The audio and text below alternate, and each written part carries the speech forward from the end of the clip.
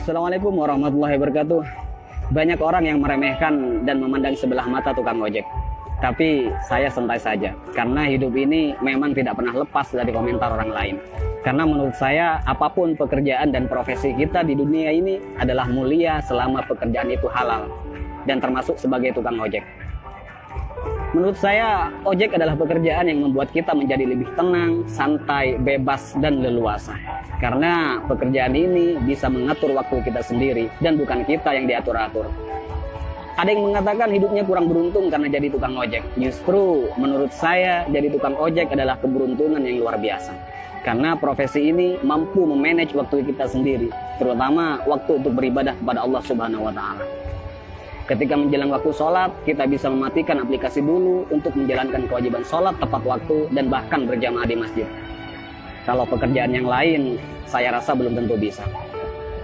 Tak mengapa kita dipandang hina oleh makhluk. Yang terpenting tidak hina menurut pandangan Allah Subhanahu wa Ta'ala. Intinya tak perlu mendengarkan apa kata orang selama profesi yang kita geluti tidak keluar dari yang namanya koridor syariat. Syukuri seperti apapun keadaan dan kondisi kita, dan jangan selalu membandingkan dengan hidup orang lain agar kita tidak menjadi orang yang kufur nikmat. Dan yang perlu diingat, apapun profesi kita tetap harus Allah yang dijadikan prioritas dan tujuan utama. Karena Allah menciptakan kita, wa ma khalaqtul jinna wal insa illa liya'budun. Tidaklah aku menciptakan jin dan manusia semata-mata hanya untuk beribadah kepadaku. Maka apapun status kita, apapun profesi kita dan pekerjaan kita, dan apapun peran kita dalam hidup, niatkan semuanya untuk ibadah kepada Allah Subhanahu wa Ta'ala. Ada sedikit motivasi dari saya, semoga bermanfaat. Bismillahirrahmanirrahim. Banyak orang kaya gelisah dengan kekayaannya dan hitung-hitungan dalam bersedekah, bahkan bersifat pelit dan kikir. Banyak artis bercerai padahal pasangannya sempurna, kaya, ganteng dan cantik. Banyak pejabat korupsi, padahal puluhan juta gaji dari jabatannya. Banyak polisi yang tak mengayomi, tapi malah memeras rakyat. Ada yang mengatasnamakan perjuangan, malah menilap dana bos. Banyak pembisnis sukses, tapi tidak jujur. Banyak yang masih bergelut dengan riba, hanya untuk gaya hidup. Ada yang menguasai banyak ilmu agama, tapi gemar bermaksiat dan tak mengamalkan ilmunya. Ada yang gemar berdakwah, tapi tak mampu mendakwahi dirinya sendiri. Ada yang suka minum khamr, narkoba, dan berzinah dengan alasan kesenangan.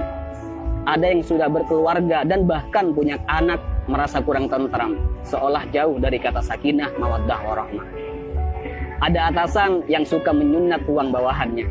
Ada seorang guru atau karyawan yang suka korupsi dan bahkan korupsi waktu.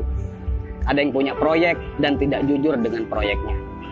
Banyak dokter, perawat, dan bidan yang tidak lemah lembut, tidak jujur, dan bahkan terkadang tidak memanusiakan pasiennya.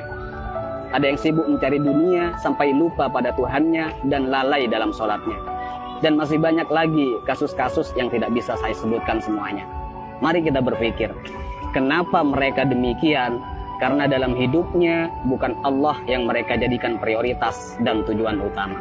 Karena jika Allah yang mereka jadikan prioritas dan tujuan utama dalam hidupnya, maka sangat mustahil mereka berbuat demikian.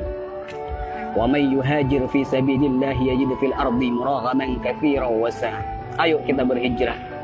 Karena ketika kita berhijrah dan lalu Allah kita jadikan prioritas dan tujuan utama dalam hidup, maka Allah akan meluaskan rezeki dan kelapangan hati untuk kita. Dan ketika hati kita sudah lapang dan luas, maka sebanyak apapun persoalan yang kita hadapi dan sebesar apapun masalah yang menimpa kita, kita akan tetap tenang menyikapinya. Karena hati kita lebih lapang dan lebih luas dari masalah yang kita hadapi. Tapi jika dalam hidup bukan Allah yang kita jadikan tujuan utama, maka hati kita akan sempit. Jadi sebanyak apapun harta kita, setinggi apapun pangkat dan popularitas kita, semua malah tak akan henti menggelisahkan dan bahkan membingungkan. Karena hati yang sempit tak akan pernah merasa cukup dan bahkan akan menjadikan kita sebagai budak dunia yang tak akan pernah ada puasnya.